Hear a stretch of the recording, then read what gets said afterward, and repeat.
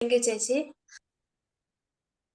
Thank you. നല്ലൊരു പാട്ട് കേൾക്കുവാനൊക്കെ ദൈവം നമുക്ക് ഇടയാക്കി. അതിനെ ഓർത്ത് ദൈവത്തിന് സ്തോത്രം ചെയ്യുന്നു. പ്രിയ ആന്റിയെയും ദൈവം ധാരാളമായിട്ട് അനുഗ്രഹിക്കട്ടെ. ഇന്നും ഇവിടെ കടന്നു വന്നിരിക്കുന്ന എല്ലാ പ്രിയ ആന്റിമാരെയും സഹോദരിമാരെയും ഓർത്ത് ദൈവത്തിന് സ്തോത്രം ചെയ്യുന്നു. നമ്മൾ എന്താണ് പഠിച്ചിട്ട് വരുന്നത് നമുക്കറിയാലോ. യേശുക്രിസ്തുവിന്റെ ശുശ്രൂഷയെ കുറിച്ചാണ് നമ്മൾ പഠിക്കുന്നത്. കഴിഞ്ഞ ആഴ്ച എന്താണ് പഠിച്ചതെന്ന് ജസ്റ്റ് ഒന്ന് നമുക്ക് തിരിഞ്ഞു നോക്കാം. എല്ലാരും ഒന്ന് വീഡിയോ ഒക്കെ ഓൺ ചെയ്തിരിക്കുവാണെങ്കിൽ ഇച്ചിരി നന്നായിരുന്നു. എന്തായിരുന്നു കഴിഞ്ഞ ആഴ്ച നമ്മൾ പഠിച്ചത്?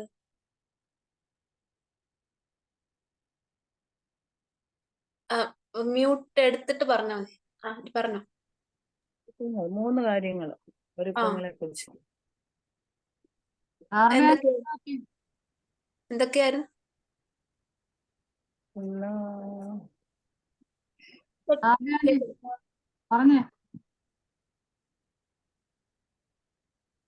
ശുശ്രൂഷന്മാരെ കുറിച്ച്, പുരോഹിതന്മാര്, രാജാക്കന്മാര്. പഴയ നിയമത്തിൽ എത്ര ശുശ്രൂഷകൾ ഉണ്ടായിരുന്നു എന്ന് നമ്മൾ പഠിച്ചു. എല്ലാരും ഒന്ന് പറഞ്ഞു. ആന്റി, ഡാർലി ആന്റി, പിന്നെ എനിക്ക് വീഡിയോ ഓൺ ചെയ്തിരിക്കുന്നവരെ മാത്രമേ കാണുള്ളൂ. എന്തുവാ 3 ശുശ്രൂഷകൾ പഴയ നിയമത്തിൽ ഉണ്ടായിരുന്നു നമ്മൾ പഠിച്ചു. പിന്നെ ക്രിസ്തുവിനോടുള്ള ബന്ധത്തിൽ ചില കാര്യങ്ങളൊക്കെ പഠിച്ചില്ല. എന്തായിരുന്നു? സ്നാനത്തെ കുറിച്ച്. സ്നാനം, എങ്ങനത്തെ സ്നാനമൊക്കെ ആയിരുന്നു, ആരൊക്കെയായിരുന്നു സ്നാനം ഏറ്റതെന്നും ഒക്കെ നമ്മൾ പഠിച്ചല്ലേ. പിന്നെ അവസാനം എന്തുവായിരുന്നു പഠിച്ചത്? ആക്ച്വലി കഴിഞ്ഞ ആഴ്ച നമ്മൾ ഇൻട്രൊഡക്ഷനില് പ്രിപ്പറേഷൻ ഫോർ ഹിസ് മിനിസ്ട്രി, അതായത് യേശു ക്രിസ്തു തന്റെ ശുശ്രൂഷയ്ക്ക് വേണ്ടി എങ്ങനെയാണ് തന്നെ പ്രിപ്പയർ ചെയ്തതെന്ന് നമ്മൾ കണ്ടു അല്ലേ. അതിന്റെ കീഴിലാണ് പ്രിപ്പറേഷൻ. അതിന്റെ കീഴിലാണ്. പിന്നെ അവസാനമായിട്ട് നമ്മൾ കണ്ട ഒരു കാര്യം ടെംപ്റ്റേഷൻ അല്ലെ, പരീക്ഷയിൽ എങ്ങനെയാണ് ക്രിസ്തു ആയിരുന്നതെന്നും. ഓക്കെ, ആരായിരുന്നു പരീക്ഷിക്കപ്പെടുവാനായിട്ട് കൊണ്ടുപോയതെന്ന് നമ്മൾ കണ്ടു.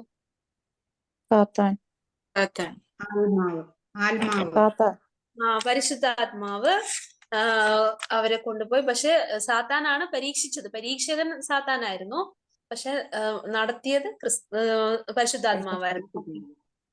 അത് നമ്മൾ പഠിച്ചു. എല്ലാവർക്കും മനസ്സിലായെന്ന് വിചാരിക്കുന്നു. മനസ്സിലായല്ലോ. പക്ഷെ ഹോംവർക്ക് ആരുടെയും എനിക്ക് 2 പേരുടെ മാത്രമേ കിട്ടിയുള്ളായിരുന്നു.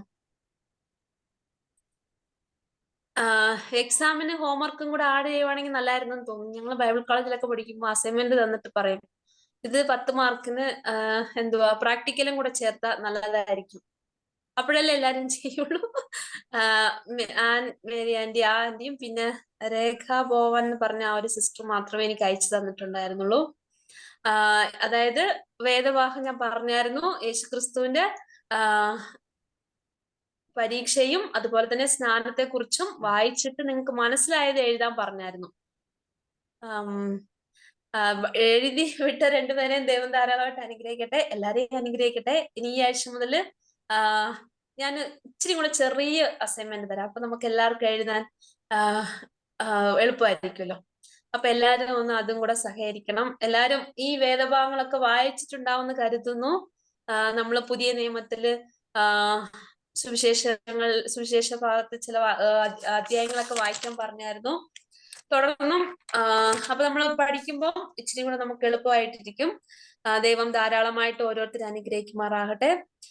അപ്പോൾ കഴിഞ്ഞ ആഴ്ച നമ്മൾ ഇൻട്രൊഡക്ഷനിൽ പ്രിപ്പറേഷൻ ഫോർ ഹിസ് മിനിസ്ട്രി, യേശു ക്രിസ്തുവിന്റെ ശുശ്രൂഷയിൽ ക്രിസ്തു എങ്ങനെയാണ് തന്നെ പ്രിപ്പയർ ചെയ്തതെന്ന് നമ്മൾ കണ്ടു.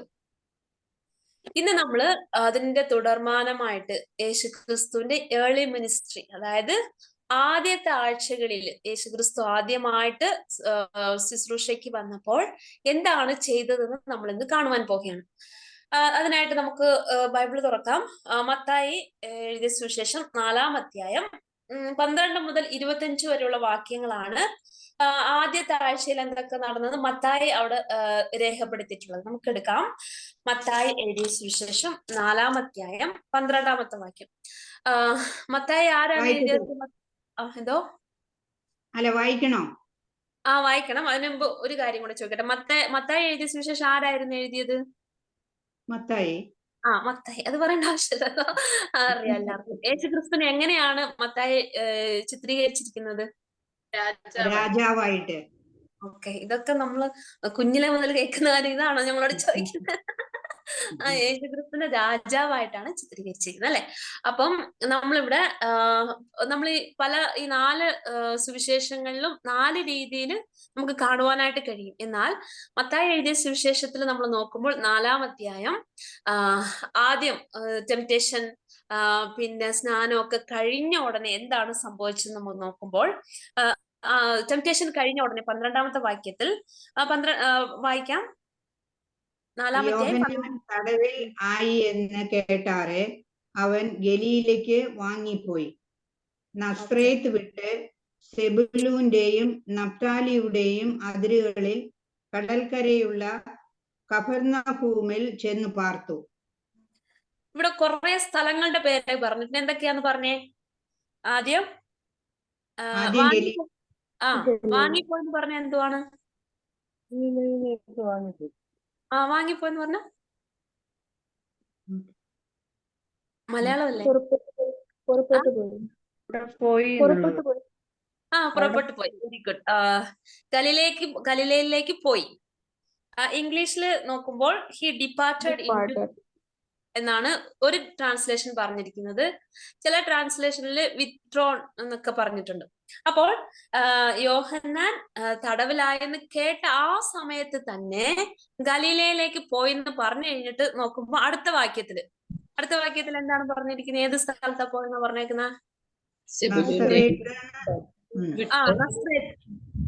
നസ്രേത്ത് വിട്ട് പിന്നെയും കുറെ നഫ്തലിയുടെയും അതിരുകളിൽ കടൽക്കരയിലുള്ള കഫർനഹൂമിലേക്ക് പോയി. അപ്പൊ നമ്മള് ആദ്യത്തെ ഗലീലയിലാണ്, ഗലീലയിൽ ചെന്നിട്ടാണ് ക്രിസ്തു തന്റെ പരസ്യ ശുശ്രൂഷ ആരംഭിച്ചതെന്ന് നമ്മൾ കാണുവാനായിട്ട് കഴിയും. അപ്പൊ അവിടെ കുറച്ചു ദിവസം താമസിച്ചിട്ട് നസ്രയത്തിൽ വന്ന് സ്വന്തം യേശുക്രിസ്തു വളർന്ന സ്ഥലമാണ് നസ്രയത്ത്, അല്ലെ? യേശുക്രിസ്തു നസ്രയത്തിൽ ചെന്ന് കുറച്ചു ദിവസം ഇരുന്ന് കഴിഞ്ഞപ്പോൾ പിന്നെ ഇവിടെ നമ്മൾ 2 വാക്യത്തിൽ പെട്ടെന്ന് കാണാം. പക്ഷെ നസ്രേത്ത് ആദ്യം ഗലീലയിലേക്ക് പോയി, പിന്നെ നസ്രേത്തിലേക്ക് വന്നു. എന്നിട്ട് സെബുലോന്റെയും നഫ്തലിയുടെയും അതിരുകളിലുള്ള കടൽക്കരയിലുള്ള കഫർനഹൂമിൽ ചെന്ന് പാർത്തു. അവിടെ പാർത്ത സ്ഥലമാണ് കഫർനഹൂം. കഫർനഹൂമിനെ കുറിച്ച് നമുക്ക് പിന്നീട് വരാം.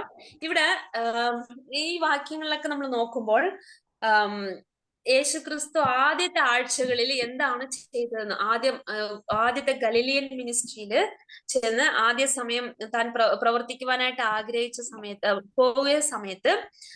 പോകുന്നതിന് മുമ്പ് യോഹന്നാൻ തടവിലായെന്ന് നമ്മൾ കണ്ടു. യോഹന്നാൻ തടവിലായെന്ന് കണ്ടു കഴിഞ്ഞപ്പോൾ ഇപ്രകാരം ലിയോൺ മോറിസ് എന്ന് പറഞ്ഞ ഒരു എഴുത്തുകാരൻ ഇപ്രകാരം എഴുതി: യോഹന്നാനന്റെ ശുശ്രൂഷ തികഞ്ഞു കഴിഞ്ഞ ഉടനെ തന്നെ ക്രിസ്തു തന്റെ ശുശ്രൂഷ തുടങ്ങി എന്ന് അവിടെ പറയുന്നത് കാണുവാൻ മനസ്സിലാക്കുവാനായിട്ട് സാധിക്കും.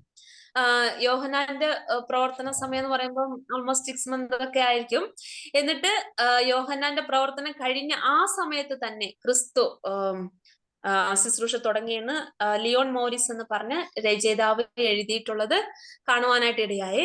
അതുപോലെ തന്നെ യോഹന്നാൻ മരുഭൂമിയിൽ ശുശ്രൂഷ ആരംഭിച്ചു. എന്നാൽ യേശുക്രിസ്തു തന്റെ ശുശ്രൂഷ ഗലീലയിലുള്ള ജനങ്ങളുടെ ഇടയിലാണ് യേശുക്രിസ്തു തന്റെ ശുശ്രൂഷ ആരംഭിച്ചതെന്ന് നമുക്ക് കാണുവാൻ കഴിയും. യേശുക്രിസ്തുവിന്റെ ശുശ്രൂഷയിൽ പ്രധാനമായിട്ട് ഈ സ്ഥലത്തെ തെരഞ്ഞെടുത്തതിന്റെ ഗലീലയെ കുറിച്ച് നിങ്ങൾക്ക് എന്തൊക്കെ അറിയാം? പറഞ്ഞേ, ഒന്ന് കേക്കട്ടെ. ഗലീലയ എന്ന് പറഞ്ഞു കഴിയുമ്പോ എന്താണ് പെട്ടെന്ന് ഓർമ്മ വരുന്നത്? ഒന്നും ഓർമ്മ വരുന്നില്ലേ? ആരെയൊക്കെ ഒന്ന് പറഞ്ഞേ. മോസ്റ്റ്ലി 11 ശിഷ്യന്മാരും ഗലീലയിൽ നിന്നാണ് ദൈവം വിളിച്ചത്, അല്ലെ? 11 പേര്. ഒരു യൂദ മാത്രല്ലേ ഉള്ളൂ. എനിക്ക് കുറിച്ച് നമുക്ക് നെക്സ്റ്റ് വീക്കിൽ നമ്മൾ പറയാം. എന്നാലും ശിഷ്യന്മാരുടെ കാര്യം നമ്മൾ ഓർമ്മ വരും ഈ ഗലീല എന്ന് പറഞ്ഞു കഴിയുമ്പോ.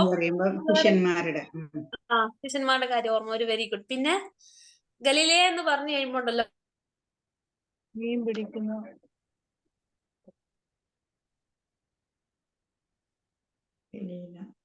ഗലീല കടൽക്കരയില് ഗലീല കടൽക്കരയിലെല്ലാം കടൽക്കരയിലായിരുന്നു. കർത്താവ് ശുശ്രൂഷകൾ ചെയ്ത സ്ഥലങ്ങള്.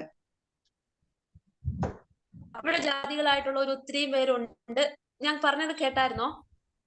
ഇല്ല. ഇടയ്ക്ക് ഇല്ല സുനിത, ഇടയ്ക്കൊന്നും നെറ്റൊന്ന് ഇതായിരുന്നു. സ്റ്റക്കായെന്ന് തോന്നിയായിരുന്നു. ഓക്കെ. അപ്പൊ ഇവിടെ ഗലീലയ എന്ന് പറഞ്ഞു കഴിയുമ്പോൾ നമുക്ക് ശിഷ്യന്മാരുടെ കാര്യമൊക്കെ ഓർമ്മ വരും. എന്നാൽ ഗലീലയ എന്ന് പറഞ്ഞു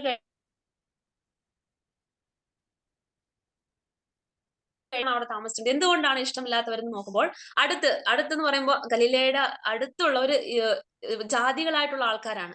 അപ്പൊ ഈ ജാതികളുടെ ഇടയിലുള്ളവരും ഇങ്ങോട്ട് വരികയും അങ്ങോട്ട് പോവുകയും അവരുടെ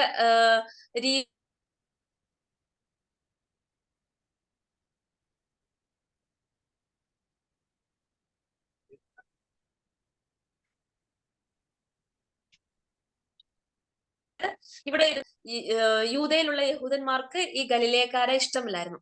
അപ്പോൾ കേൾക്കുന്നുണ്ടോ? കേൾക്കുന്നില്ല. ഓക്കെ.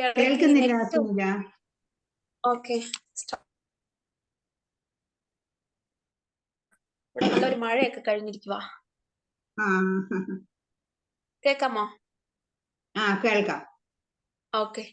അപ്പം യൂദയിലുള്ള യഹൂദന്മാർക്ക് ഈ ഗലീലയക്കാരെ ഇഷ്ടമില്ല. കാരണം ഇവർക്ക് ജാതികളായിട്ടുള്ള മറ്റുള്ളവരുടെ ബന്ധം ഉണ്ടായിരുന്നു. അവരുടെ അതിർത്തിയിലാണ് ഇവർ ജീവിച്ചിരുന്നത്.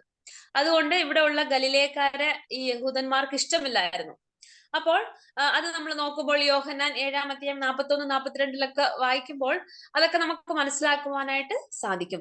ഇങ്ങനെ പല വേദഭാഗങ്ങളില് യഹൂദന്മാർക്ക് ഈ ഗലീലയക്കാരെ ഇഷ്ടമില്ലായിരുന്നു.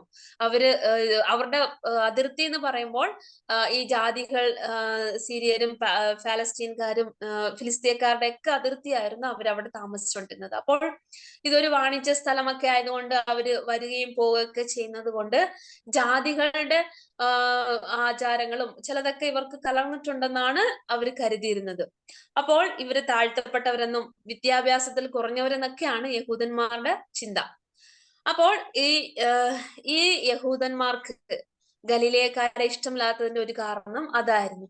അപ്പോൾ യേശുക്രിസ്തു ഇവരെയാണ് മറ്റുള്ളവർ വെറുത്തിരുന്നവരെ, അല്ലെങ്കിൽ മറ്റുള്ളവർ ഇവര് കണക്കാക്കാതെ മറ്റുള്ളവർ ഒന്നിനും കഴിവില്ലാത്തവർ എന്ന് കണ്ടിരുന്ന അവരുടെ ഇടയിലാണ് ആദ്യമായിട്ട് ക്രിസ്തു പോയത് തന്റെ ശുശ്രൂഷയിൽ. അപ്പോൾ തന്റെ ശുശ്രൂഷയിൽ ആദ്യമായിട്ട് ക്രിസ്തു ഗലീലയിലേക്ക് പോയെന്ന് നമ്മൾ കണ്ടപ്പോൾ അവിടെ ഉള്ളവർ ആരാലും പ്രശംസിക്കപ്പെടുക, ആരും അവരെ ഇഷ്ടപ്പെട്ടില്ലായിരുന്നു. അങ്ങനത്തെ സ്ഥലത്താണ് ക്രിസ്തു പോയത്. അപ്പോൾ നമ്മുടെ ദൈവം മറ്റുള്ളവരാരെയും നോട്ട് ചെയ്യാത്തവരെ നോക്കിയാണ് ദൈവം പോകുന്നത്. സഹോദരിമാരായിരിക്കുന്ന നമ്മുടെ ജീവിതത്തിൽ നമ്മൾ നോക്കുമ്പോൾ നാം പലപ്പോഴും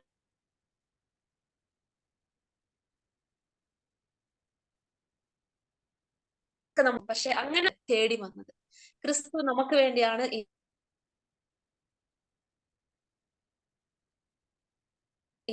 അതായത് മറ്റുള്ളവരെ കൊണ്ട് ഒതുക്കപ്പെട്ടിരുന്നവരുടെ ഇടയിലാണ് ക്രിസ്തു തന്റെ ശുശ്രൂഷ ചെയ്തത്. അപ്പോൾ ഇന്നും കർത്താവിന്റെ മക്കളായിരിക്കുന്ന നാം പലപ്പോഴും ക്രിസ്തീയ കോളത്തിൽ തന്നെ താഴ്ത്തപ്പെട്ടവരായിരിക്കുന്ന പലരുടെയും നമ്മൾ പലപ്പോഴും ഓർക്കാറുണ്ട്, നമ്മൾ ആരും എൻകറേജ് ചെയ്യുന്നില്ല, അല്ലെങ്കിൽ ആരും നമുക്ക് വേണ്ടി ഒന്നും ചെയ്തു തരുന്നില്ല എന്നൊക്കെ പല രീതിയിൽ നമ്മൾ ചിന്തിക്കാറുണ്ട്. എന്നാൽ ക്രിസ്തു നമ്മളെ തേടി വന്നതിനെ ഓർത്ത് നമുക്ക് സ്തുതിക്കാം. ഇന്നും ആ ദൈവം നമ്മൾ താഴ്മയുള്ളവരെ നോക്കിയിരിക്കുന്നു എന്ന് ഓർത്ത ദൈവത്തിന് നമുക്ക് നന്ദി പറയാം. കൂടുതലായിട്ട് നമ്മൾ ആ ദൈവത്തെ നമുക്ക് അറിയാം. അപ്പോൾ ഇവിടെ ഗലീലയിലേക്ക് വന്നു. ഗലീലയിലെ ജനങ്ങൾ ഇങ്ങനത്തെവരായിരുന്നു എന്ന് കണ്ടു. എന്നിട്ട് നസ്രേത്ത് വിട്ടു. നസ്രേത്ത് എന്തുകൊണ്ടാണ് വിട്ടത്? നസ്രേത്ത് യേശുക്രിസ്തു വളർന്ന സ്ഥലമല്ലേ നസ്രേത്ത്, അല്ലെ? അപ്പോൾ നാസറേത്തിൽ നോക്കുമ്പോൾ അവിടുത്തെ ജനങ്ങൾ യേശുക്രിസ്തുവിന്റെ ശുശ്രൂഷകളൊക്കെ കേട്ട് കഴിഞ്ഞിട്ട് യേശുക്രിസ്തുവിനെ അംഗീകരിച്ചില്ല എന്ന് നമുക്ക് ലൂക്കോസ് 4-ാം അധ്യായം 16 മുതൽ 31 വരെയുള്ള വാക്യങ്ങൾ നമ്മൾ വായിക്കുമ്പോൾ യേശുക്രിസ്തുവിനെ അവിടെ നിന്ന് പറഞ്ഞു വിട്ടെന്ന് കാണുവാനായിട്ട് സാധിക്കും. അപ്പോൾ സ്വന്തം ജനം, ഒരു പ്രവാചകന് സ്വന്തം ജനത്തിന് യാതൊരു പ്രശംസയും ഇല്ലെന്ന് യേശുക്രിസ്തു പറയുന്നത് നമുക്കറിയാം. അപ്പോൾ നസ്രേത്ത് കഴിഞ്ഞിട്ട് കപ്പർനഹൂമിലേക്ക് വന്നെന്ന് കാണുവാനായിട്ട് സാധിക്കും. കപ്പർനഹൂം എന്ന് പറയുമ്പോൾ ഒരു ശിഷ്യന്റെ സ്വന്തം സ്ഥലമാണ് കപ്പർനഹൂം. ഏത് ശിഷ്യന്റെ എന്ന് അറിയാമോ? എപ്പോഴും യേശുക്രിസ്തുവിന്റെ കൂടെ ഇരിക്കുന്ന ഒരു ശിഷ്യന്റെ സ്വന്തം സ്ഥലമാണ് കപ്പർനഹൂം. പറയാം, പത്രോസിന്റെ സ്ഥലമായിരുന്നു കപ്പർനഹൂം. പത്രോസ് താമസിച്ചിരുന്ന സ്ഥലത്തായിരുന്നു യേശുക്രിസ്തു തന്റെ ശുശ്രൂഷ സമയത്തൊക്കെ എപ്പോഴും അവിടെ വന്ന് പാർക്കുന്നുണ്ടായിരുന്നു. നമ്മളത് ലൂക്കോസിന്റെ സുവിശേഷത്തിലൊക്കെ വായിക്കുമ്പോൾ അമ്മായിയമ്മ വന്ന് യേശുക്രിസ്തുവിന് വേണ്ടി ശുശ്രൂഷ ചെയ്തതൊക്കെ നമ്മൾ അവിടെ കാണുവാനായിട്ട് സാധിക്കും. അപ്പൊ കപ്പർനഹൂമിൽ പലപ്പോഴായിട്ട് യേശുക്രിസ്തു വരുന്നത് നമുക്ക് അവിടെ കാണുവാൻ സാധിക്കും. അപ്പോൾ ഗലീലയ കടലിന്റെ തെക്ക് ഭാഗത്താണ് ഈ കപ്പർനഹൂം സ്ഥിരീകരിച്ചിരുന്നത്. ഇന്ന് ഈ സ്ഥലത്തിന്റെ പേര് ഹെൽഹം എന്നാണ് അറിയപ്പെടുന്നത്. 1905 ഈ ആർക്കിയോളജിസ്റ്റ് ഒക്കെ ചേർന്ന് ഈ സ്ഥലത്തെ കണ്ടുപിടിച്ചപ്പോൾ ഇത് കപ്പർനഹൂം ആണെന്ന് തെളിയിക്കപ്പെട്ടിരിക്കുന്നത് എന്നാണ് പറയപ്പെടുന്നത്. അപ്പോൾ ഇതൊരു വ്യക്തിയുടെ പേരിലാണ് ഈ കപ്പർനഹൂം എന്ന് പറഞ്ഞ ഈ സ്ഥലം അറിയപ്പെട്ടിരുന്നത്. അതായത് നഹൂം, നമുക്കറിയാം പഴയ നിയമത്തിലൊരു പ്രവാചകന്റെ പേര് നാഹൂം അല്ലെ? ഒരുപക്ഷെ നാഹൂമിന്റെ സ്ഥലമായിരിക്കാം എന്നാണ് ഈ കപ്പർനഹൂമിനെ കുറിച്ച് പറയപ്പെടുന്നത്. അപ്പോൾ ഈ സ്ഥലത്തിനെ കുറിച്ച് നോക്കുമ്പോൾ ആ വ്യക്തിയുടെ പേരിലായിരിക്കും ഈ സ്ഥലം അറിയപ്പെടുന്നതെന്നും, അതുപോലെ നാഹൂം എന്ന് പറഞ്ഞാൽ കരുണ എന്നാണ്, മോസി. ഓക്കെ, അപ്പം അവിടെ ഉള്ളവർ കരുണ കാണിക്കുന്ന ആൾക്കാരായിരിക്കാം. അതുകൊണ്ടാണ് ഈ സ്ഥലത്തിൽ അങ്ങനെ പേര് വന്നതെന്നാണ് പല വേദപണ്ഡിതന്മാർ പറഞ്ഞിരിക്കുന്നത്. അപ്പോൾ യേശുക്രിസ്തുവിന്റെ പ്രസംഗ ശുശ്രൂഷയിൽ കപ്പർനഹൂമില്, അത് ഗലീലയ കടലിന്റെ തൊട്ടടുത്താണ് ഇരിക്കുന്നത്, പ്രധാനമായിട്ട് പങ്കുവഹിച്ചിട്ടുള്ള ഒരു സ്ഥലം തന്നെയാണ് ഈ കപ്പർനഹൂം. പിന്നെ നമ്മൾ നോക്കുമ്പോൾ പത്രോസിന്റെ വീട് അവിടെ ഉണ്ടായിരുന്നു. അതുപോലെ തന്നെ ഈ ഗലീലയ കടലിന് വേറെയും പല പേരുകൾ കർത്താവിന്റെ വചനത്തിൽ രേഖപ്പെടുത്തിയിട്ടുണ്ട്. അത് ആർക്കെങ്കിലും ഒന്ന് പറയാൻ പറ്റുമോ? ഗലീലയ കടലിനെ പല പേരുകളാൽ അറിയപ്പെട്ടിരുന്നു. എന്തൊക്കെയാണ്? തിബരിയോസ്. വെരി ഗുഡ്, തിബരിയസ് കടൽ. പിന്നെ വേറെ ആരെങ്കിലൊക്കെ പറഞ്ഞേ? എല്ലാരും ഉറങ്ങുവാണോ? ഗനസറേത്ത്. പിന്നെ ഒരു പേരും കൂടെ ഉണ്ട്. Very good, Kinnereth. ഗനസറേത്ത്, ഗലീലയ, തിബരിയാസ്, ഇങ്ങനത്തെ ഈ പേരുകളെല്ലാം പറഞ്ഞിരിക്കുന്നത് ഗലീലയ കടലാണ്. സത്യം പറഞ്ഞ ഇതൊരു കടലല്ല കേട്ടോ, ഇതൊരു തടാകമാണ്.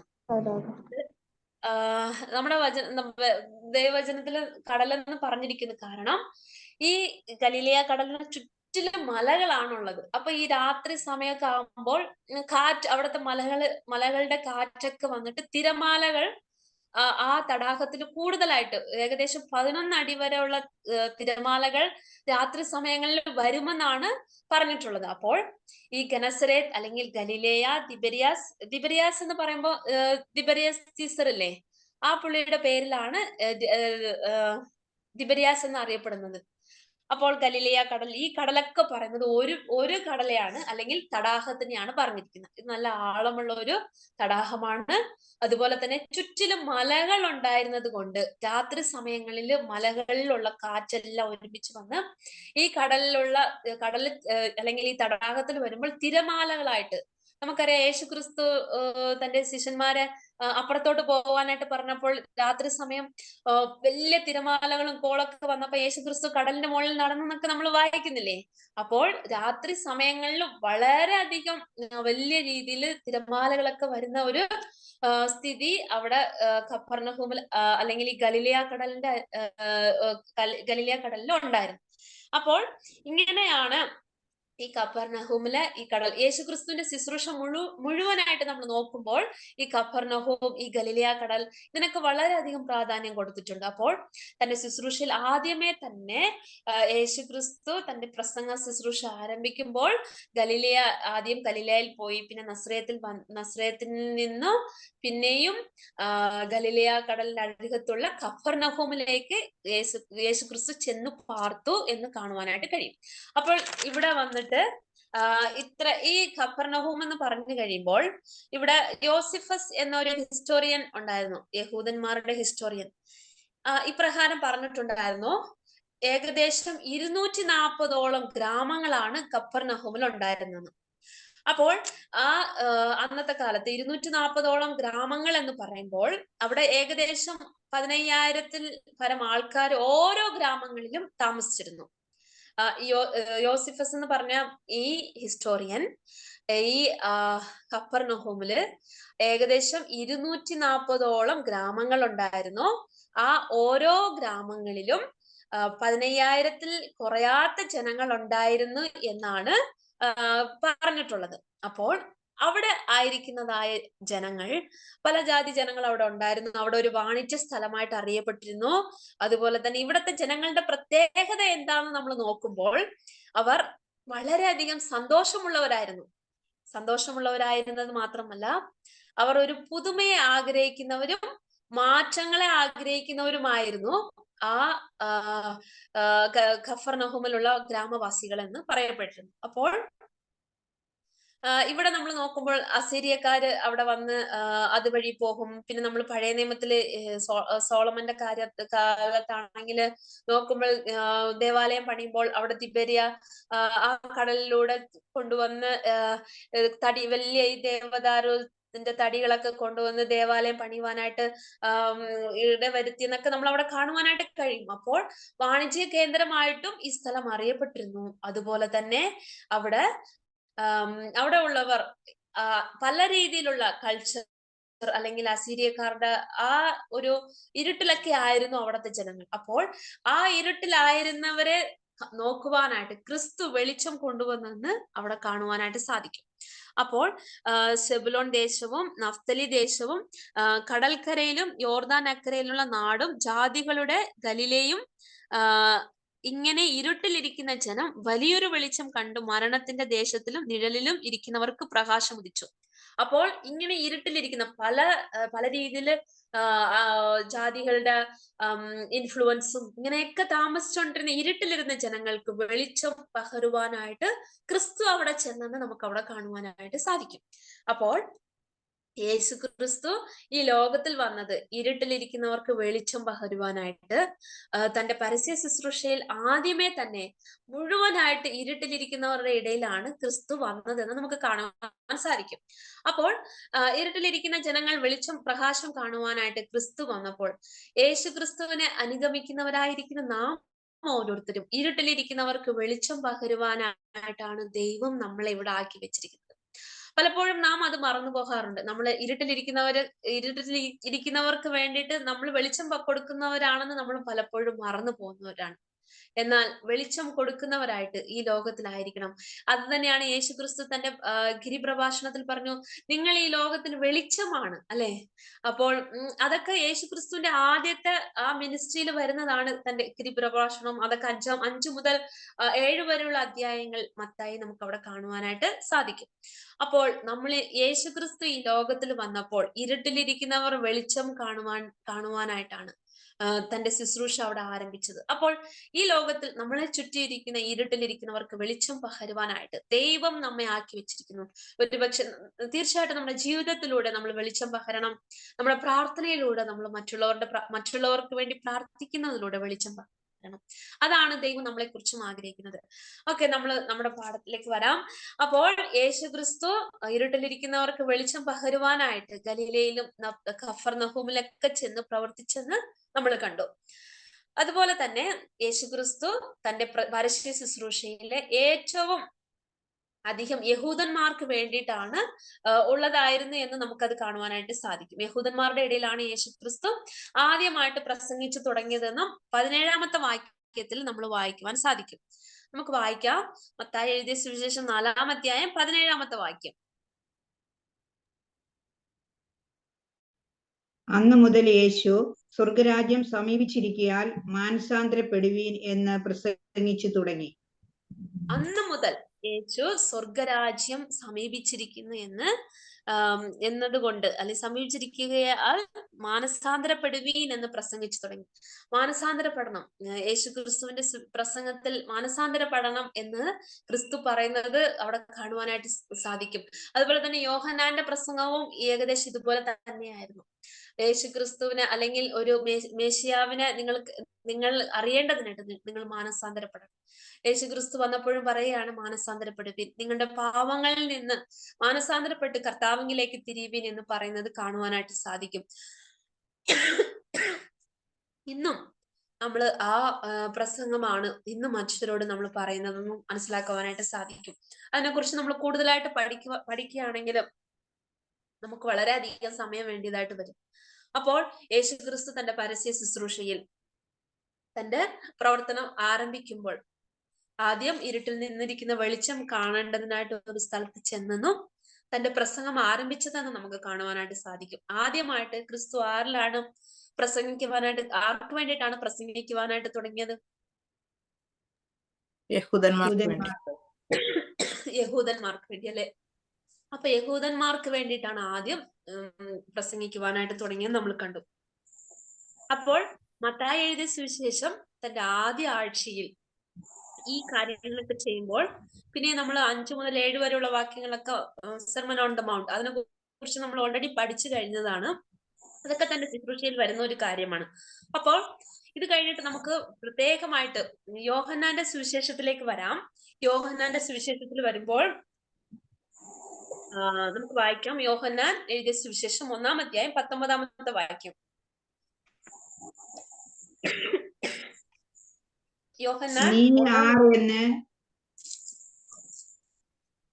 നീ ആരെന്ന് യോഹന്നാനോട് ചോദിക്കേണ്ടതിന് യഹൂദന്മാർ യെരുശലേമിൽ നിന്ന് പുരോഹിതന്മാരെയും ലേവ്യരെയും അവന്റെ അടുക്കൽ അയച്ചപ്പോൾ അവന്റെ സാക്ഷ്യം എന്തെന്നാൽ അവർ മറുക്കാതെ ഏറ്റുപറഞ്ഞു, ഞാൻ ക്രിസ്തു അല്ല എന്ന് ഏറ്റുപറഞ്ഞു. ഇവിടെ യോഹന്നാൻ പറയുകയാണ്, യോഹന്നാൻ ആരാണെന്ന് ചോദിച്ചപ്പോ യോഹന്നാൻ പറയുന്നു, ഞാന് ക്രിസ്തു അല്ലെന്ന് പറഞ്ഞു. യേശു ക്രിസ്തു തന്നെ കുറിച്ച് താൻ പറയുന്നത് കാണുവാനായിട്ട് സാധിക്കും. 1 മുതൽ 19 മുതൽ 3-ാം അധ്യായം 36 വരെയുള്ള വാക്യങ്ങൾ നമ്മൾ വായിക്കുമ്പോൾ അവിടെ നമ്മൾ ഒത്തിരി കാര്യങ്ങൾ കാണുവാനായിട്ട് സാധിക്കും. യേശു ക്രിസ്തുവിന്റെ ആദ്യത്തെ ആഴ്ചയിൽ എന്തൊക്കെയാണ് സംഭവിച്ചതെന്ന് അവിടെ നോക്കുമ്പോൾ ഇൻട്രസ്റ്റിംഗ് ആയിട്ടുള്ള റെക്കോർഡ് അവിടെ കാണുവാനായിട്ട് സാധിക്കും. 19-ാമത്തെ വാക്യം, ആദ്യ ദിവസം അവിടെ വന്ന് യോഹന്നാനോട് നീ ആരാണെന്ന് അവിടെ ചോദിക്കുന്നു കേട്ടോ. അവിടെയുള്ള പരീശന്മാരും അതുപോലെ തന്നെ പുരോഹിതന്മാരൊക്കെ ആളയിച്ചിട്ട് ചോദിക്കുന്നത് അത് ആദ്യത്തെ ദിവസം. പിന്നെ 29-ാമത്തെ വാക്യത്തിൽ വരാം, അത് വായിക്കാം. 29-ാമത്തെ വാക്യം, 1-ാം അധ്യായം 29-ാമത്തെ വാക്യം. പിറ്റേന്നാൾ യേശു തന്റെ അടുക്കൽ വരുന്നത് അവൻ കണ്ടിട്ട്, ഇതാ ലോകത്തിന്റെ പാപം ചുമക്കുന്ന ദൈവത്തിന്റെ കുഞ്ഞാട്, എന്റെ പിന്നാലെ ഒരു പുരുഷൻ വരുന്നു, അവൻ എനിക്ക് മുൻപ് ഉണ്ടായിരുന്നത് കൊണ്ട് എനിക്ക് മുൻപനായി തീർന്നു എന്നു ഞാൻ പറഞ്ഞവൻ ഇവൻ തന്നെ, ഞാനും അവനെ അറിയുന്നു. അപ്പോൾ ഇവിടെ നമ്മള് പിറ്റേന്നാൾ, അപ്പൊ ആദ്യത്തെ ദിവസം യേശു ക്രിസ്തു അവിടെ പരീക്ഷന്മാരും പുരോഹിതന്മാരുടെ ആൾക്കാരൊക്കെ വന്ന് യോഹന്നാനോട് ചോദിക്കുന്നു, നീ ആരാണെന്ന് ചോദിക്കും. പിറ്റേന്നാൾ യോഹന്നാൻ യേശു ക്രിസ്തുവാണ് ഈ ലോകത്തിന്റെ പാപത്തെ ചുമന്ന് തീർക്കുന്ന ദൈവത്തിന്റെ കുഞ്ഞാട് എന്ന് പറയുന്നത് നമുക്കവിടെ കാണുവാൻ സാധിക്കും. പിന്നെ നമ്മൾ അടുത്ത വാക്യത്തിൽ 35-ാമത്തെ വാക്യത്തിൽ വരാം. അതേ അധ്യായത്തിൽ 35-ാമത്തെ വാക്യം. പിറ്റേന്നാൾ യോഹന്നാൻ പിന്നെയും തന്റെ ശിഷ്യന്മാരിൽ 2 പേരുമായി അവിടെ നിൽക്കുമ്പോൾ കടന്നു പോകുന്ന യേശുവിനെ നോക്കിയിട്ട്, ഇതാ ദൈവത്തിന്റെ കുഞ്ഞാട് എന്ന് പറഞ്ഞു.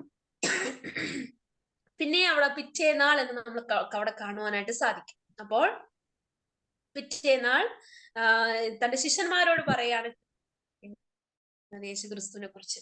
പിന്നെ 41-ാമത്തെ വാക്യത്തിൽ വരുമ്പോൾ അതേ അധ്യായം 41-ാമത്തെ അവൻ തന്റെ സഹോദരനായ ശീമോനെ ആദ്യം കണ്ട് അവനോട്, ഞങ്ങൾ മശിഹ എന്ന് വെച്ചാൽ ക്രിസ്തുവെ കണ്ടെത്തിയിരിക്കുന്നു എന്ന് പറഞ്ഞു. ആദ്യം കണ്ടപ്പോൾ പിറ്റേ ദിവസം ആദ്യം ആദ്യം കണ്ടെന്നാണ് അവിടെ പറഞ്ഞിരിക്കുന്നത്. 41-ാമത്തെ വാക്യത്തിൽ അവൻ തന്റെ സഹോദരനായ ശിമോനെ ആദ്യം കണ്ട അവനോട് ആദ്യം കണ്ടെന്ന് പറയുമ്പോൾ അത് മൂലഭാഷയിൽ പിറ്റേനാൾ എന്നുമാണ് അവിടെ പറഞ്ഞിരിക്കുന്നതെന്നും പറയപ്പെട്ടിരിക്കുന്നു. അപ്പോൾ പിറ്റേനാൾ ഇപ്പൊ എത്ര ദിവസമായി? 4 ദിവസമല്ലേ? 4 ദിവസം ആയോ? ഓക്കെ. അപ്പം 43-ാമത്തെ വാക്യത്തിൽ പിന്നെയും വരാം നമുക്ക്. പിറ്റേന്നാൾ യേശു ഗലീലയ്ക്ക് പുറപ്പെടുവാൻ ഭാവിച്ചപ്പോൾ ഫിലിപ്പോസിനെ കണ്ടു. പിറ്റേന്നാൾ നമുക്കവിടെ കാണുവാനായിട്ട് സാധിക്കും. അപ്പോൾ ഇങ്ങനെ പിറ്റേന്നാൾ എന്ന് കാണുമ്പോൾ ഇവിടെ 5-ാമത്തെ ദിവസവുമായി പിന്നെയും 2-ാമത്തെ അധ്യായത്തിൽ നമ്മൾ വരുമ്പോൾ 3-ാം നാൾ എന്ന് കാണുവാനായിട്ട് സാധിക്കും അല്ലെ? 2-ാമത്തെ അധ്യായം 3-ാമത്തെ വാക്യത്തില് കാനാവൂരിലെ കല്യാണത്തിന് യേശു ക്രിസ്തു പോയത് നമുക്ക് വായിക്കാം. വീഞ്ഞിൽ പോരാതെ വരികയാൽ യേശുവിന്റെ അമ്മ അവനോട് വീഞ്ഞില്ല. 3-ാം നാൾ അല്ലേ? ആ 3-ാം നാൾ എന്ന് പറയുമ്പോൾ 5 ദിവസത്തിൽ നിന്ന് 3-ാമത്തെ നാൾ എന്നാണ് പറയപ്പെടുന്നത്. മനസ്സിലായോ? 5 ദിവസത്തിൽ നിന്ന് 3-ാമത്തെ ദിവസം. അപ്പോൾ ഇവിടെ ഈ യോഹന്നാൻ എഴുതുമ്പോൾ തന്റെ എഴുത്തിൽ ആദ്യത്തെ ആഴ്ച എന്തൊക്കെയാണ് യേശു ക്രിസ്തു ചെയ്തത് എന്ന് നിങ്ങളത് മുഴുവനായിട്ട് വായിച്ചു നോക്കിയാലേ മനസ്സിലാവുള്ളൂ. കാരണം നമുക്ക് സമയത്തിന്റെ കുറവുള്ളത് കൊണ്ട് ഓരോ ദിവസം എന്താണ് ക്രിസ്തു ചെയ്തത്, ആദ്യ ദിവസം എന്താണ് ചെയ്തത്, എന്താണെന്ന് നമുക്ക് അവിടെ കാണുവാനായിട്ട് കഴിയുകയില്ല. എന്നാൽ നിങ്ങൾ വായിച്ചു കഴിയുമ്പോൾ ഇച്ചിരി കൂടെ മനസ്സിലാവും. പിറ്റേന്നാൾ ആക്ച്വലി ഞാൻ ഇതുവരെ അത് നോട്ട് ചെയ്തിട്ടില്ല. ഇത് പ്രിപ്പയർ ചെയ്യുമ്പോഴാണ് ഇങ്ങനെ ഒരു സംഭവം ഉണ്ടായിരുന്നല്ലോ എന്ന് എനിക്കത് പഠിക്കുവാനായിട്ട് ഇടയായി. അപ്പോൾ എത്ര ക്ലിയർ ആയിട്ടാണല്ലോ യോഹന്നാൻ തന്റെ എഴുത്തില് യേശുക്രിസ്തുവിന്റെ പ്രവർത്തനത്തിന് എത്ര ഇമ്പോർട്ടന്റ് കൊടുത്തു. ഓരോ ദിവസത്തിന്റെ ഓരോ കാര്യങ്ങൾ അവിടെ കൊടുത്തിരിക്കുന്നത് നമുക്ക് അവിടെ കാണുവാനായിട്ട് സാധിക്കും. അപ്പോൾ ഈ ഓരോ ദിവസത്തിനും ഓരോ പ്രാധാന്യം കൊടുത്തിട്ടുള്ള ഈ യോഹന്നാനെ നമുക്ക് അവിടെ കാണുവാനായിട്ട് സാധിക്കും. 4-ാമത്തെ സുവിശേഷത്തിൽ വളരെയധികം ക്രിസ്തുവിന്റെ ആദ്യത്തെ ആഴ്ചയുടെ പ്രവർത്തനത്തിന്റെയും പിന്നെ 2-ാമത്തെ ഏറ്റവും അവസാനത്തെ ആഴ്ച യേശുക്രിസ്തുവിന്റെ പ്രവർത്തനത്തിന്റെ ഏറ്റവും അവസാനത്തെ ആഴ്ച എന്താണ് സംഭവിച്ചതെന്നും യോഹന്നാൻ രേഖപ്പെടുത്തിയിട്ടുള്ളത് 12-ാം അധ്യായം മുതൽ നിങ്ങൾ വായിക്കുമ്പോൾ അവിടെ അവസാനത്തെ ആഴ്ചയിൽ എന്താണ് സംഭവിച്ചതെന്ന് കാണുവാനായിട്ട് സാധിക്കും. ഒന്നും കൂടെ ഞാൻ പറയാം.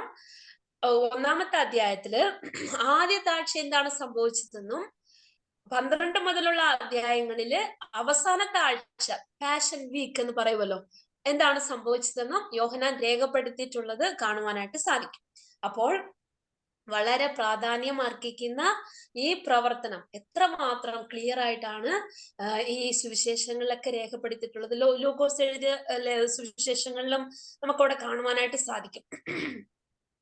യോഹന്നാനെ കുറിച്ച് നമ്മൾ നോക്കുമ്പോൾ 1-ാം അധ്യായം 19 മുതൽ 3-ാം അധ്യായം 36 വരെയുള്ള വാക്യങ്ങളിൽ നമ്മൾ നോക്കുമ്പോൾ ആദ്യം നമ്മൾ വായിച്ചപ്പോ പറഞ്ഞു യോഹന്നാനിലൂടെ യേശു ക്രിസ്തുവിനെ കുറിച്ചുള്ള മുഖവരെയാണ് അവിടെ പറഞ്ഞിരിക്കുന്നത്. പിന്നെ അത് കഴിഞ്ഞിട്ട് നോക്കുമ്പോൾ ആദ്യത്തെ 5 ശിഷ്യന്മാരുടെ ബന്ധം എങ്ങനെയാണ് യേശു ക്രിസ്തു 5 ശിഷ്യന്മാരെ തിരഞ്ഞെടുത്ത് നമുക്ക് അവിടെ കാണുവാനായിട്ട് സാധിക്കും. അതുപോലെ തന്നെ 2-ാമത്തെ അധ്യായത്തിൽ വരുമ്പോൾ ആദ്യത്തെ അത്ഭുതം അവിടെ കാണുവാനായിട്ട് സാധിക്കും. പിന്നെ ആദ്യത്തെ ദേവാലയ വിശുദ്ധീകരണം അതും നമുക്കവിടെ കാണുവാനായിട്ട് സാധിക്കും. പിന്നെ 3-ാമത്തെ അധ്യായത്തിൽ വരുമ്പോൾ നിക്കോദോമസിനോടുള്ള സംഭാഷണത്തിനെ കുറിച്ച് നമുക്കവിടെ കാണുവാൻ സാധിക്കും. പിന്നെ അത് കഴിഞ്ഞിട്ട് യോഹന്നാൻ പറയുകയാണ്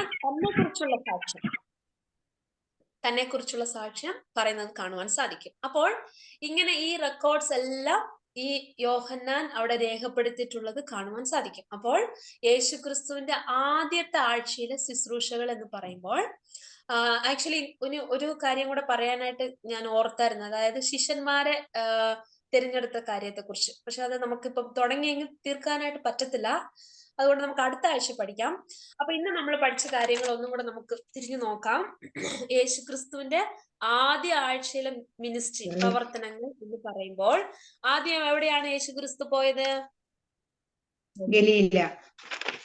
ഗലീലയിലേക്ക് പോയി. ഗലീലയിൽ നിന്ന് പിന്നെ എവിടെയാണ് വന്നത്? നസ്രത്തിലേക്ക് വന്നു. നസ്രേത്ത് എന്ന് പറയുന്ന സ്ഥലത്തിന്റെ പ്രത്യേകത എന്തായിരുന്നു? അവിടെ യേശുക്രിസ്തുവായിട്ടുള്ള ബന്ധം എന്തായിരുന്നു? ജനിച്ചു വളർന്നത് സ്വന്തം യേശുക്രിസ്തു ആ, വളർന്ന സ്ഥലം അല്ലെ? ഉം. ജനിച്ച സ്ഥലം എന്ന് പറയാൻ പറ്റില്ല, വളർന്ന സ്ഥലം. വളർന്ന സ്ഥലം വളർന്ന സ്ഥലമാണ് നസ്രേത്ത്. അവിടെ വന്നു. അവിടത്തുകാരെ യേശുക്രിസ്തുവിനെ സ്വീകരിച്ചില്ല. യേശുക്രിസ്തുവിനെ അവിടെ നിന്ന് പറഞ്ഞു വിട്ടെന്നാണ് ലൂക്കോസ് 4-ാം അധ്യായത്തിൽ നമുക്ക് അവിടെ കാണുവാനായിട്ട് സാധിക്കുന്നത്. പിന്നീട് അവിടെ നിന്ന് പിന്നെ നമ്മള് വേറെ 2 സ്ഥലങ്ങളെ കുറിച്ച് നമ്മൾ കണ്ടു. അതിർത്തിയിൽ പാർത്തുന്നു അല്ലെ? ഏത് അതിർത്തിയിലാ പാർത്തത്? നഫ്തലി, സെബുലൂൺ ആൻഡ് നഫ്താലി. ഷെബുലൂൺ, നഫ്തലി എന്ന ആ സ്ഥലത്തിന്റെ അതിർത്തിയിലും പിന്നെ പ്രധാനമായിട്ടുള്ള സ്ഥലത്തിന്റെ കാര്യം നമ്മൾ പറഞ്ഞായിരുന്നു, കഫർനഹൂമിൽ. അവിടെ വന്ന് യേശുക്രിസ്തു പാർത്തു എന്ന് നമുക്ക് അവിടെ കാണുവാനായിട്ട് സാധിക്കും. പിന്നെ ഒരു ശിഷ്യന്റെ വീട് അവിടെയായിരുന്നു. ഏത് ശിഷ്യനായിരുന്നു? പത്രോസ് കഫർനഹൂം. പത്രോസിന്റെ വീട് അവിടെ ഉണ്ടായിരുന്നു എന്ന് നമ്മൾക്ക് അവിടെ കാണുവാനായിട്ട് സാധിച്ചു. അപ്പോൾ പിന്നെ ഗലീലയക്കാർ എങ്ങനെ ഉണ്ടവരായിരുന്നു എന്ന് നമ്മൾ നോക്കുമ്പോൾ അവര് ജാതികളുമായിട്ട് വളരെ അടുത്ത് താമസിച്ചവരായിരുന്നു. അതുകൊണ്ട് യഹൂദന്മാർക്ക് ഇവരെ ഇഷ്ടമില്ലായിരുന്നു എന്നൊക്കെ നമ്മൾ കണ്ടല്ലേ. എന്നിട്ട് നമ്മള് പിന്നെ അത് കഴിഞ്ഞിട്ട് കഫർനഹൂമിനോട്ട് വന്നു. കഫർനഹൂമിന്റെ പ്രത്യേകത എന്തായിരുന്നു നമ്മൾ കണ്ടു. പിന്നെ ഈ ഗലീലയ കടലല്ല തടാകമായിരുന്നു നമ്മൾ കണ്ടു. അതിന്റെ പല പേരുകളെ കുറിച്ച് നമ്മൾ ഇന്ന് കണ്ടു. പിന്നെ എന്തുവായിരുന്നു അവിടെ? എത്ര ഗ്രാമങ്ങൾ ഉണ്ടായിരുന്നെന്നാ പറഞ്ഞ കഫർനഹൂമില്?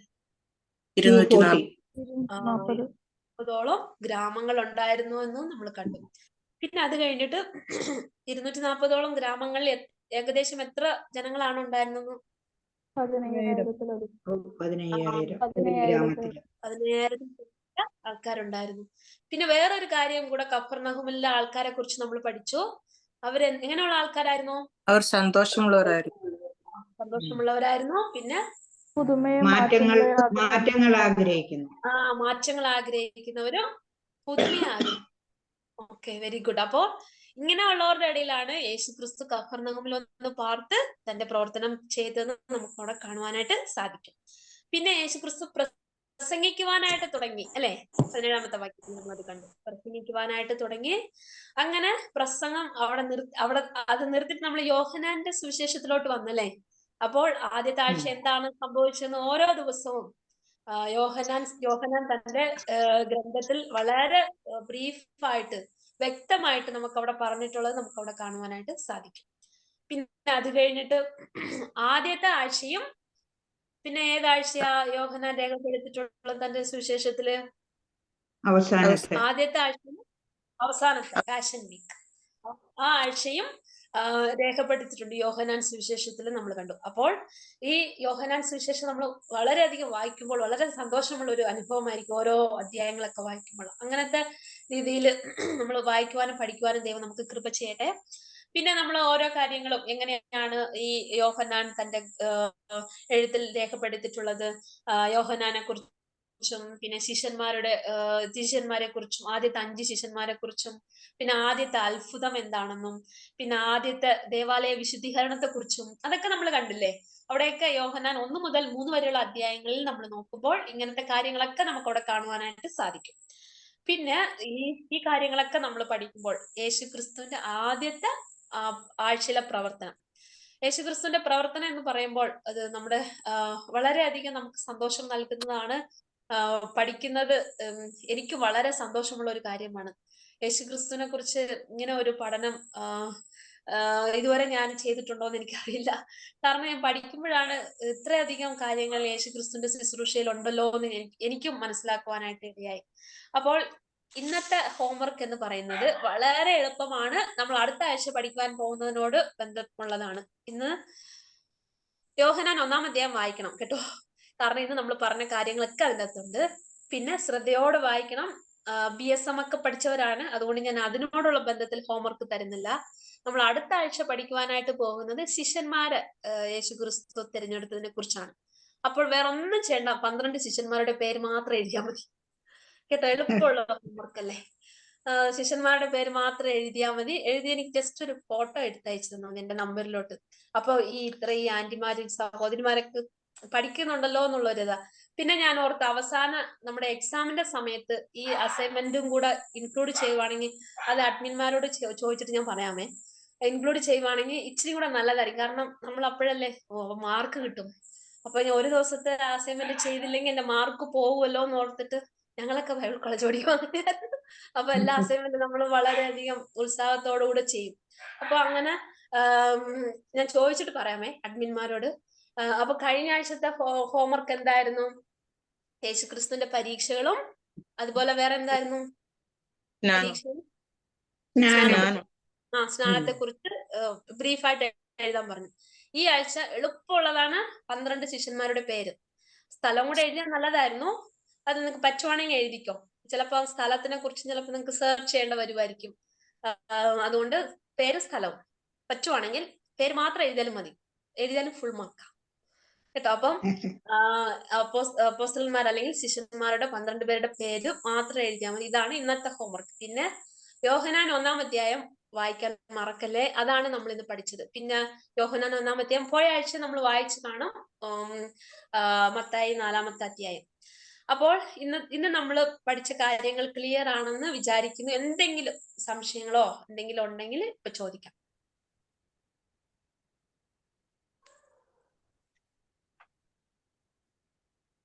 മൂന്നാം അധ്യായത്തില് ദൈവാലയ ശുദ്ധീകരണം അല്ലേ? 3-ാമത്തെ യോഹന്നാൻ അല്ലേ? 3-ാം അധ്യായത്തിലല്ല അല്ലേ? ഞാന് അധ്യായം ഇവിടെ എഴുതിയിട്ടില്ലായിരുന്നു. അല്ല,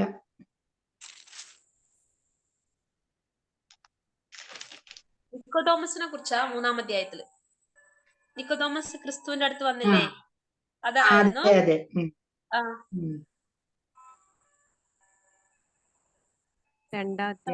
പിന്നെ 22 മുതൽ ദൈവാലയ ശുദ്ധീകരണം 2-ാം അധ്യായല്ലേ?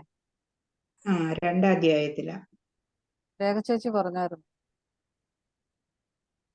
യോഹന്നാൻ സുവിശേഷം 2-ാം അധ്യായത്തില് യേശുക്രിസ്തു ദേവാലയ ശുദ്ധീകരണം. പക്ഷെ ഞാൻ വാക്യം എഴുതി വെച്ചില്ലായിരുന്നു. ജസ്റ്റ് അതിന്റെ ഡീറ്റെയിൽ മാത്രമേ എഴുതി വെച്ചിട്ടുള്ളായിരുന്നു. ഓക്കെ. പിന്നെ വേറെ എന്തെങ്കിലും?